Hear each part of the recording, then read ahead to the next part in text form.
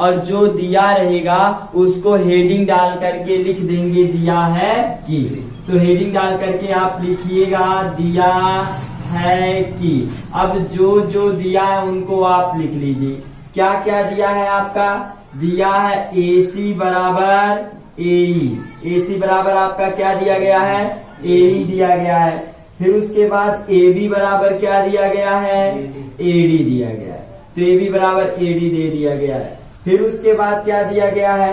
कोण BAD बराबर कोण EAC। ऐसे 3 प्रमाण आपके कथन में दिए गए हैं। तो सवाल में कह रहा सिद्ध कीजिए कि।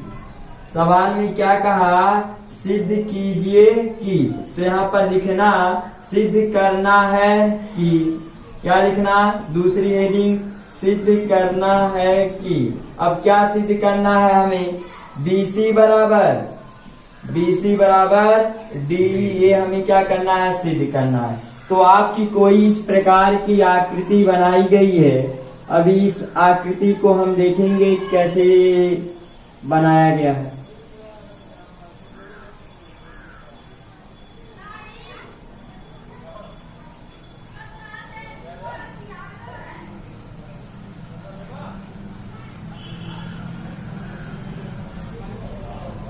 इस बिंदु का नाम है A, इस बिंदु का नाम है B, इस बिंदु का नाम है D, इस बिंदु का नाम है C, इस बिंदु का नाम है E।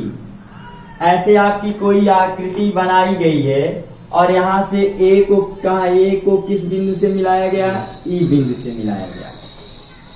अब आप लोग ध्यान दीजिए, मैंने आप लोगों को इसके लगाने का सबसे बेस्ट तरीका, सबसे आसान तरीका ये बतलाया था कि हम कथन को ध्यान पूर्वक पढ़ेंगे और जो दिया गया होगा उसको हेडिंग डाल करके लिख लेंगे दिया है कि। फिर मैंने आप लोगों को ये बताया था दूसरा हेडिंग डालना सिद्ध करना है कि। और सिद्ध करने में क्या आया? BC बराबर D।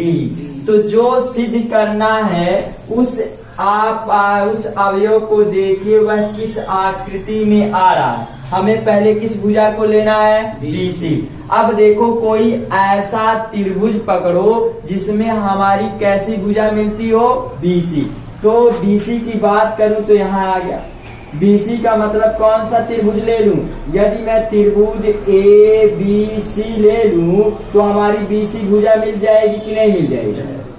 तो जिस त्रिभुज में वह आएगा उस आकृति को हम क्या कर लेंगे? ऐसे अलग छांट लेंगे। अब इस आकृति को आप ऐसे अलग छांट लीजिए। अलग निकालिए तोड़ के।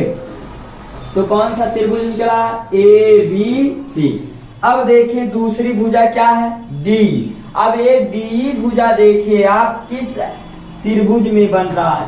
यदि मैं DE की बात करूं, मैं D से कहां तक जाऊं? E बिंदु तक जाऊं तो क्या कोई त्रिभुज बना? देखो एक रेखा का ही निर्माण हुआ। यदि मैं त्रिभुज इसी बिंदु को A तक ले लूं, अर्थात कौन सा त्रिभुज ले लूं? ADE। तो हमारी DE भुजा मिल जाएगी कि नहीं? तो आप क्या करिए, इस आकृति को भी अलग निकाल लीजिए। मैंने क्या किया? इस आकृति को भी अलग ऐसे निकाल लिया। तो इस त्रिभुज को निकाला, त्रिभुज ADE। इतनी बात क्लियर हो गया। फिर से आप मेरी बात को ध्यान पूर्वक सुनिएगा। मैंने क्या बताया कि जिस त्रिभुज में ये दोनों भुजाएं आएंगी उन दोनों त्रिभुजों को हम क्या करेंगे? ऐसे अलग उखाड़ के रख लेंगे। तो उखाड़ के अलग रख दो। तो मैंने त्रिभुज देखा कि BC भुजा हमारी किस त्रिभुज में आया? ABC में आया। तो मैंने इस आकृति को उखाड़ करके यहाँ पर अलग कर दिया। फिर मैंने देखा DE भुजा हमारा किस त्रिभुज में आया? ADE।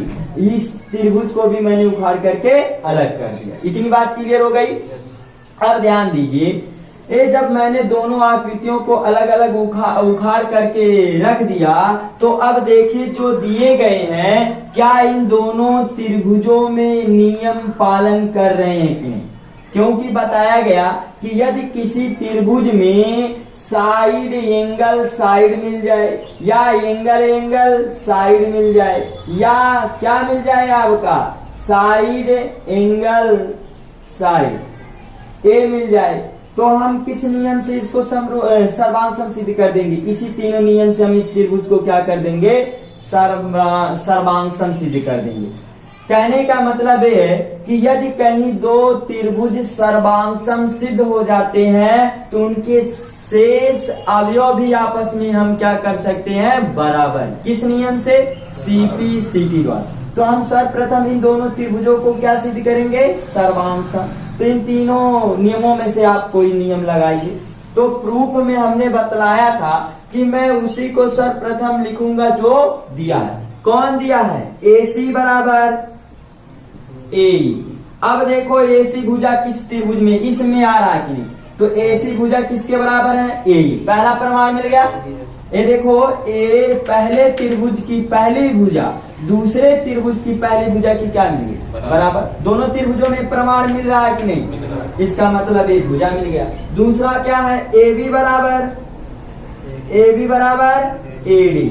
अब AB बराबर AD देखो, AB है, ये डबल लाइन दूसरा प्रमाण। AB बराबर AD। तो AB क्या मिल गया? पहले त्रिभुज की दूसरी भुजा दूसरे त्रिभुज की दूसरी भुजा की क्या मिल गया? बराबर। दो प्रमाण मिल गया, भुजा भुजा मिल गया।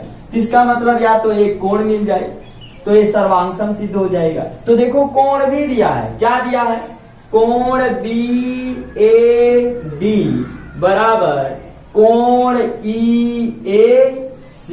वहां पर ही रहे AC बराबर कौन? कोई प्रूफ AC बराबर AE। AC दो बार लिख दिया गया था। और AB बराबर क्या दिया है? AD। अब देखो कोण BAD इस त्रिभुज में आ रहा है कि नहीं? कोण BAD। तो BA कहीं D बिंदु आया? नहीं आया। इसका मतलब क्या आना चाहिए था? कोण BAC। यही आएगा ना, अर्थात A वाला कोण आना चाहिए। और दे दिया क्या? कोण BAD। तो क्या एक प्रमाण इन दोनों आकृतियों में मिला? नहीं मिला।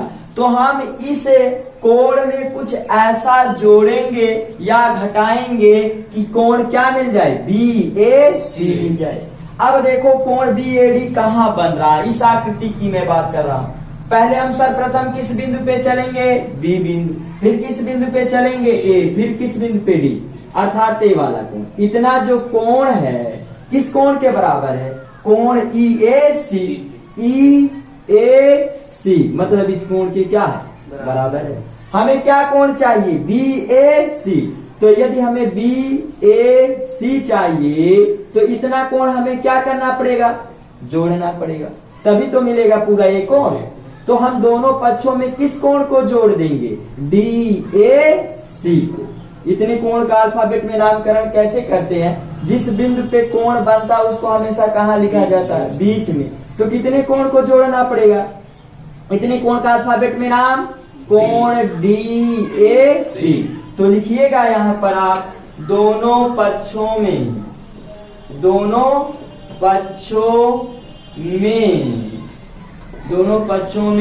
कोण DAC जोड़ने पर सवाल ये उठता है यदि किसी के दिमाग में कि सर जी आप दोनों पक्षों में कोण DAC क्यों जोड़ रहे हैं? मैं दोनों पक्षों में इसलिए जोड़ रहा हूं ताकि इसके मान में परिवर्तन ना हो। तो दोनों पक्षों में जोड़ दो। कोण BAD प्लस क्या हो जाएगा? कोण DAC बराबर। इसमें भी जोड़ दो कोण EAC और प्लस कोण DAC। ये देखो प्लस वाला अवयव जब हम पक्षांतर करेंगे तो इधर आएगा तो क्या हो जाएगा? माइनस। तो ये प्लस माइनस से क्या हो जाएंगे? कैंसिल। क्या इसके मान में परिवर्तन हुआ? नहीं हुआ। अब देखो जब कोण BAD जब मैं इतने कोण में इतना कोण जोड़ दिया तो ये पूरा कोण मिल गया कि नहीं? तो इस पूरे कोण का नामकरण क्या है? कोण BAC।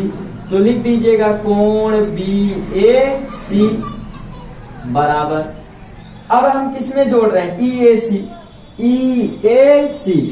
इतने कोण में कौन कोण जोड़ दिया? DAC मतलब इतना कोण जोड़ दिया तो ये पूरा कोण मिल गया कि नहीं? इतने पूरे कोण का नामकरण क्या याद होगे? कोण DAE हो गया कि नहीं आपका? तो लिख दीजिएगा इतने की जगह पे कोण DAE। अब देखो ये दोनों जो मैंने अलग अलग आकृतियों में किया, क्या ये आ रहे हैं कि नहीं? कोण BAC आ गया कि नहीं आ गया? कोण DAE मतलब ये तीसरी वाली लाइन जो है इस तीसरी लाइन के बराबर है। तीसरा प्रमाण मिल गया।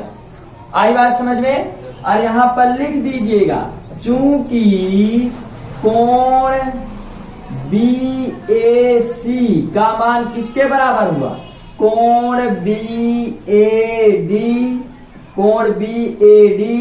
प्लस कोण DAC के बराबर हुआ, तथा एक कोण DAE किसके बराबर हुआ? कोण DAE बराबर किस कोण के बराबर हुआ? इन दोनों कोण के योग के बराबर हुआ, कोण EAC प्लस कोण DAC। ये आपका प्रमाण हो गया कि मैंने इतने दोनों कोणों की जगह पे कोण रखा और इतने दोनों कोणों की जगह पे एक कोण रख दिया।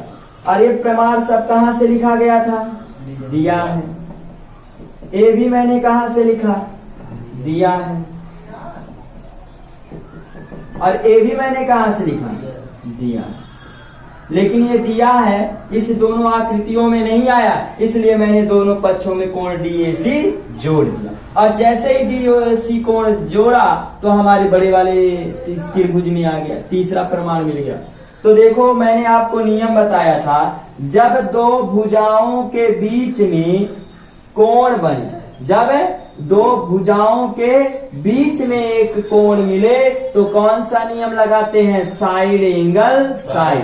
तो लिखिएगा साइड एंगल साइड सर्वांग समता नियम से, सर्वांग समता नियम से, साइड एंगल साइड सर्वांग समता नियम से त्रिभुज, कौन सा त्रिभुज? BAC, त्रिभुज BAC सर्वांगसम त्रिभुज, सर्वांगसम त्रिभुज कौन हो जाएगा? DAE।